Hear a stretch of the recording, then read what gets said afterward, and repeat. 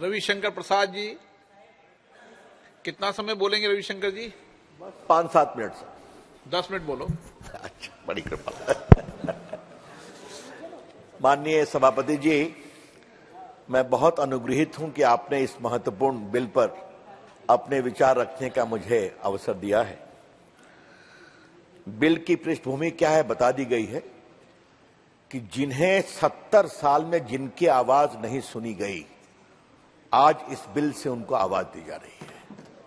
अगर एक वाक्य में कहा जाए, चाहे वो पीओके से आए हुए हों, चाहे वो आतंकवाद से विस्थापित हों, चाहे 65-71 की लड़ाई के विस्थापित हों, जिनकी कोई आवाज नहीं थी, डिलिमिटेशन कमीशन ने उनकी आवाज सुनी, अनुशंसा किया। और मैं कृतज्ञ हूं माननीय गृह मंत्री और प्रधानमंत्री जी का कि उन्होंने कहा नई कार्रवाई करेंगे, उनको सम्मान देंगे जो आज तक नहीं दिया गया। माननीय अध्यक्ष जी, मैंने उधर के मित्रों से कमाल की बहस सुनी। थोड़ा संविधान कानून का छात्र मैं भी हूं। अब कहा गया ये बिल आप क्यों लेकर के आए हैं? मामला सुप्रीम कोर्ट में, कोई स्टे है क्या? आज इतना इलेक्शन हुआ लोकल बॉडी का, बीडीसी काउंसिल जीते गए, ग्राम पंचायत के सरपंच जीते गए, तो आपने कहा कि इसको रोक दीजिए। आज हजारों करोड़ का इन्वेस्टमेंट हो रहा है, कश्मीर में विकास हो रहा है, तो आपने कहा कि स्टे कर दीजिए, क्योंकि वो आपकी हिम्मत नहीं है। और स्टे का आपने प्रार्थना की, कानून रुका नहीं है, फिर भी कहा जा रहा है आप क्यों ला रहे हैं? ये ठीक नहीं है। और तो और कहा गया कंटेम्प्ट ऑफ कोर्ट है। अभी तो कंटेम्प्ट ऑफ कोर्ट की नई परिभाषा है सर, मुझे देखना पड़ेगा कि ये महाज्ञान कहां से आया कि क्या ये सार्वभौमिक सॉवरेन संसद को कानून बनाने का अधिकार है या नहीं है, ये बड़ा सवाल है। और कंटेम्प्ट की बात कही जाती है, ये बहुत दुर्भाग्यपूर्ण है। और जो कानून को जानते हैं उनको कहना ये ठीक नहीं है। अब कहा गया कि आप कैसे कर रहे हैं? आर्टिकल 1 में यह प्रावधान है, और मैं अपने मित्रों को कहूंगा आर्टिकल 2 भी पढ़ लें कि संसद को अधिकार है कि नया प्रदेश जोड़ सकती है, प्रदेश को बांट सकती है। ये कोई पहली बार हुआ है क्या? उस पर भी सवाल किए जा रहे हैं। सर, एक बात का मुझे जरा इस सदन में स्पष्टीकरण देना बहुत जरूरी है। सर, हमारे अंतरंग मित्र मनीष तिवारी सम्मानित सदस्य ने एक बात कही कि जो धारा कश्मीर में लड़ाई हुई थी सर, उसमें जो युद्ध विराम हुआ था वो नेहरू जी को सेना का एडवाइस था। और उन्हें एक बुकर साहब या बुशर जो भी हैं सर, वो उस समय सेना के जनरल थे, उनकी बात की, उनका पूरा कागज मैंने निकाला है सर, मैं समय नहीं लूंगा सर। उसी में लिखा हुआ है, और मैं कोट कर रहा हूं, I am authorised on behalf the government of India to negotiate for a ceasefire. किसको कह रहे हैं? पाकिस्तान के जनरल को। तो ये कैसे कहा गया कि उनके एडवाइस पर किया गया? और सर मेरे बात सर, भारत पाकिस्तान के पहले बाकी लड़ाइयों का मिलिट्री रिकॉर्ड का सब्सटेंस है सर, जिसे वॉरियर कॉलेज के professor, associate professor Rohit Singh ने लिखा है। उसमें साफ लिखा हुआ है कि सेना को मुजफ्फराबाद तरफ जाना था, लेकिन एकाएक पॉलिटिकल एडवाइस ऐसी आई कि इसको रोक दें। और सर, ये सदन में बड़े विनम्रता से कहना चाहूंगा कि 550 से अधिक रियासतों में एक को छोड़कर बाकी को माननीय सरदार पटेल ने हैंडल किया। वहां कोई समस्या नहीं है, वो भारत का अंग है। और एक नेहरू जी ने हैंडल किया, आज तक समस्या है। ये हम क्यों नहीं बोलेंगे सर? क्यों नहीं बोलना चाहिए? समस्या थी, सॉरी सर, समस्या थी जो 19 पे खत्म हो गई। शायद बहुत कृतज्ञ हूं, वो मेरे से भूल से निकल गया। तो अब सर, अब एक बात मैं और बताऊं, ये जानना बहुत जरूरी है। मेरे पास वी शंकर की पूरी सरदार पटेल के अनुभवों की किताब है सर, वो उनके सेक्रेटरी थे, आईसीएस थे सर। जब 370 का मामला हुआ तो सरदार पटेल लौट के घर आए, कैसा आपने क्या कर दिया? कांग्रेसी विरोध कर रहे थे। कहा देखो, अगर जवाहरलाल नेहरू होते मीटिंग में तो मैं विरोध करता। अब गोपाल स्वामी अयंगर कह रहे हैं कि नेहरू जी ने कहा उनकी प्रतिष्ठा की बात है, तो वो अमेरिका में क्या करूं? तब उन्होंने प्रोटेस्ट किया, तो सरदार पटेल ने एक बात कही, कहा सुनो, न शेख अब्दुल्ला परमानेंट हैं, ना आर्टिकल 370 परमानेंट है। जिस दिन एक बहादुर सरकार आएगी यह समाप्त हो जाएगा। ये सब रिकॉर्ड की बात है सर, मेरे पास सब कागजात हैं।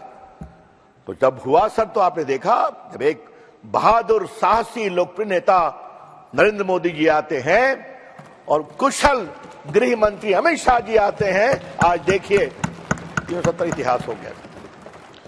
सर बहुत संक्षेप में मैं 2-3 बातें कहना चाहूंगा। लोग पूछते हैं भाई, हमारा कश्मीर से भावनात्मक लगाव है, जहां हुए बलिदान मुखर्जी वो कश्मीर हमारा है। और सर याद करिए, मैं इस सदन में कहना चाहूंगा, 51 साल की उम्र में वो ब्रिलियंट बैरिस्टर, उनके पिताजी आशुतोष मुखर्जी कलकत्ता हाईकोर्ट के महान जज थे, आज तक उनका निर्णय लोग याद करते हैं। 33 साल की उम्र में बैरिस्टर बनते हैं वो, हमारे अध्यक्ष बने जनसंघ के उस समय सर, गए कि मैं बिना परमिट के कश्मीर में जाऊंगा, और उनके यंग सेक्रेटरी थे, उनको कहा जाओ बोलो मैं बिना परमिट के घुस गया। उस यंग सेक्रेटरी का नाम था अटल बिहारी वाजपेयी सर। और सर वो मई में गिरफ्तार होते हैं और जून में उनका देहावसान होता है संदेहास्पद परिस्थितियों में। ये हमारा इतिहास है कि देश की एकता अखंडता के लिए हमने अपने सर्वोच्च नेता का बलिदान किया, इसको ध्यान रखा जाए। और सर मैं इसी में एक और बात कहना चाहूंगा, कश्मीर की कश्मीरियत की बात किसके लिए करते हैं लोग? 370। सर मुझे 2 बार सघन कश्मीर का यात्रा करने का सौभाग्य मिला, आज हाउस में कहना चाहूंगा सर। राजनाथ जी की अध्यक्षता में एक कमेटी बनी थी सर जाने के लिए, जितेंद्र सिंह जी बैठे हैं कि नहीं, वो भी थे उसमें सर, हमारे राष्ट्रीय नड्डा जी थे। हम लोग 16-17 बार कश्मीर गए। तो सर जो हमने देखा, कहा जनाब हम पहाड़ी मुसलमान हैं, हमें आप उनसे मत तुलना करिए। हमारे पुरखों ने भारत की सेना को रास्ता दिखाया था 48 में। कहा हम गुजर बकरवाल हैं, भारत माता की जय बोलते हैं, हमारी बात नहीं सुनी जाती है। सर डल लेक के आसपास मछुआरे बहुत हैं, उनको बैकवर्ड क्लास का कोई आरक्षण नहीं मिलता था। और कहा बस हमसे सवाल ना पूछो, खाली मरकज से पैसा लाओ, हिसाब मांगोगे तो 370, भ्रष्टाचार पर कार्रवाई करोगे तो 370। तो आम आदमी की बात की कोई सुनवाई नहीं होती थी सर, ये एक सच्चाई है सर। सब धारा 370 समाप्त हुई सर, तो उसमें भी हम लोग को जाने का सौभाग्य दिया, माननीय प्रधानमंत्री जी का आदेश था सर। आपको मैं बताना चाहता हूं, वहां के नौजवानों से मिले, बड़ों से मिले, उन्होंने कहा जनाब हमें सच्चाई बताई नहीं गई कि ये जो अलगाववाद की बात करते हैं, पत्थर फेंकवाते हैं, उनके बच्चे अमेरिका इंग्लैंड में पढ़ते हैं और हमारे स्कूल जलते हैं। तो उन्होंने हमसे कहा। सर मैं नौजवान बच्चों से मिला, कहा आज IIT खुल रहा है, एम्स खुल रहा है, मैं बताया क्यों नहीं गया सर। और सर मैं आपको एक बात, जम्मू में सर मुझसे एक हिंदू लड़की मिली सर, वो ऑल इंडिया सर्विस के ऑफिसर थी। कहा मैं सबसे अधिक कृतज्ञ नरेंद्र मोदी जी की इसलिए हूं कि मेरी शादी एक हिंदू से हुई है जो कश्मीर के बाहर का है, तो मैं सारी संपत्ति में अपना दखल खो बैठी क्योंकि मैंने गैर कश्मीरी से शादी कर लिया। आज 370 समाप्त होने के बाद हमको अपने पैतृक संपत्ति में अवसर मिलेगा, हिस्सा मिलेगा, यह हो रहा है। और सर उसी यात्रा में हम लोग गए थे विस्थापितों के कैंप में सर देखकर रोना आ गया सर। और आज उनकी पीड़ा चूंकि सुनी गई है, मैं बताना चाहता हूं सर कि वो टूटे फीटे टेंट, पानी लीक कर रहा है, कहे हम 47 से आए हैं डिस्प्लेस होकर के, एक ही ना हमारी पीड़ा है कि हम कश्मीर में रह गए सर। उन्होंने एक बात कही कि मनमोहन सिंह चले गए पंजाब तो भारत के प्रधानमंत्री हो गए, गुजराल साहब चले गए पंजाब तो भारत के प्रधानमंत्री हो गए, अडवाणी जी चले गए कराची से तो भारत के उप प्रधानमंत्री हो गए। हमने नेहरू जी में विश्वास किया और कश्मीर में रह गए और हमें आज तक नागरिकता नहीं मिलती है। क्यों है सर? यह क्यों देश से छुपाया गया? यह कानून उसका जवाब देता है। इसीलिए मैं हमेशा कहता हूं सर कि ये जो पूरा दोनों कानून है, अब मैं बार बार सुन रहा था आप कानून लाए क्यों है, तो क्या मतलब है? गुज्जर्स को, बकरवाल को, हिंदू विस्थापितों को, माइग्रेंट को, 65-71 में पीड़ित हुए लोगों को आवाज नहीं दें क्या? तो फिर लोकतंत्र समावेशी कैसे होगा? तो जब हम कहते हैं सबका साथ सबका विकास, तो सबको अवसर भी मिलना चाहिए जमहूरियत में, ये हमारी सोच है। और सर अंतिम बात, जो दूसरा कानून है सर, बस उसको बस एक लाइन कहना जरूरी है, उसका विरोध क्यों कर रहे हैं भाई? पिछड़ों को अगर वक्त देना है तो देश में सोशली एंड इकोनॉमिकली बैकवर्ड की परिभाषा है ना, उसी को तो इसमें इंक्लूड किया है। तो सर मैं कहूंगा बहुत ही ये सराहनीय कानून है, इसका मैं पूरा समर्थन करता हूं।